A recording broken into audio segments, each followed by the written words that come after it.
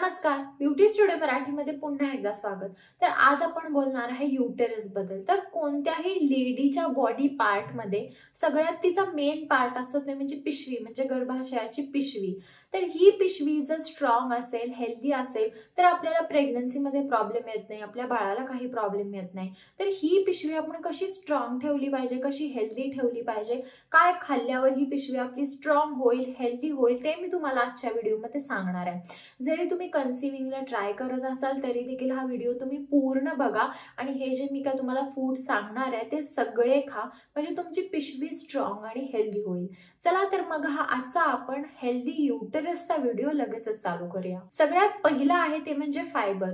तर फायबर आपल्या बॉडीमधून घाण, टॉक्सिन बाहेर काढण्याचं काम करतो। जर आपल्या बॉडीमध्ये फायबर जास्त असेल, व्यवस्थित असेल तर दिवसातून 2 ते 3 वेळा जरी तुम्ही टॉयलेटला गेला तरी काहीच हरकत नाही, कारण आपलं पोट साफ होतं। पण जर आपलं पोट साफ झालं नाही तर आपल्याला खूप सारे हेल्थ प्रॉब्लेम्स यायला चालू होतात।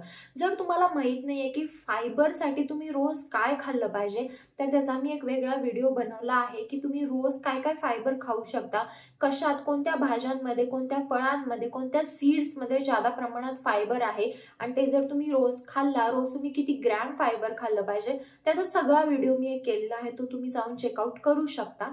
जर तुम्हाला माहित नाहीये की फायबर साठी तुम्ही रोज काय खाल्लं पाहिजे तर फायबर साठी तुम्ही सीड्स खाल्ले पाहिजेत, म्हणजे तुम्ही काजू, बदाम, पिस्ता हे देखील खायचं आहे। भाज्या, फळे पण मी सांगितले आहे तर ते रोज खा। सोबतच तुम्हाला 8 ते 10 ग्लास पाणी प्यायचं आहे, कारण जर तुम्ही फायबर खाताय तर बॉडीमध्ये पाणी पण पाहिजे ते व्यवस्थित घाण बाहेर टाकण्यासाठी। त्यामुळे रोज 8 ते 10 ग्लास पाणी प्या आणि तुमचं पोट व्यवस्थितपणे साफ होऊ द्या आणि फायबर तुमच्या जेवणामध्ये नक्की इन्क्लूड करा। जर तुम्ही रोज फायबर खाल्लं, तुमच्या जेवणामध्ये जर रोज फायबर असेल तर पहिली गोष्ट म्हणजे तुम्हाला फायब्रॉइड होत नाही, ना कोणत्या पिशवीच्या गाठी वगैरे होतात। तर फायब्रॉइड पण एक पिशवीची गाठच आहे किंवा दुसऱ्या प्रकारची जे आपल्या पिशवीला बरेचदा गाठ होती, इन्फेक्शन होती। तर जर तुम्ही फायबर खाल्लं तर तुम्हाला फायब्रॉइड होणार नाही। चपाती, भात पेक्षा भाज्या खा। कोबी आणि ब्रोकोलीमुळे ना आपले इस्ट्रोजन लेवल्स कमी होतात आणि बाकीच्या पण भाज्या तुम्ही रोज जेवणामध्ये खाल्ल्या पाहिजेत। जर तुम्ही एक चपाती खाता तर तुम्हाला कमीत कमी 1 ते 1.5 वाटी भाजी खाल्ली पाहिजे, त्याच्यासोबत सॅलड पण पाहिजे, म्हणजे जे तुम्ही एक चपाती खाता त्याच्यासोबत प्रपोर्शननी तुमचं ताट असलं पाहिजे। तिसरं आहे फ्रूट्स। तर फ्रूट्स मध्ये व्हिटॅमिन सी पण आहे आणि बायोफ्लेवोनॉइड्स पण आहे, ज्याने आपले इस्ट्रोजन लेवल नॉर्मल होतात।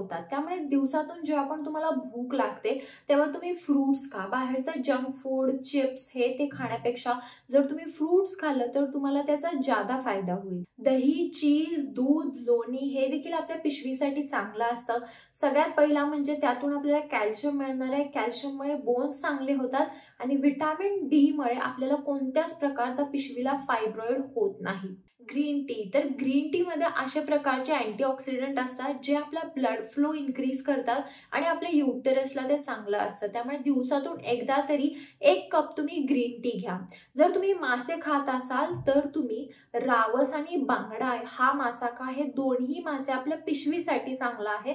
जर तुम्ही मासा खात असाल तर हे 2 मासे पहिला प्रेफर करा। रोज 1 लिंबू पाण्यात पिळून ते पाणी घ्या, म्हणजे आपली इम्युनिटी पण वाढेल आणि बॉडीमध्ये कोणत्याच प्रकारचे बॅक्टेरिया राहणार नाही, ते निघून जातील, त्यामुळे कोणते इन्फेक्शन आपल्याला होणार नाही। शेवटचा आहे सीड्स आणि नट्स। तर तुम्ही पंपकिन सीड, सनफ्लावर सीड, जवस, काजू, पिस्ता, बदाम हे सगळे जे सीड्स आणि नट्स आहेत ते रोज खा। ह्याने ना आपल्याला पिशवीचा कोणताच आजार होत नाही, कारण ओमेगा 3 मुळे कोणताच पिशवीचा आपल्याला आजार होणार नाहीये।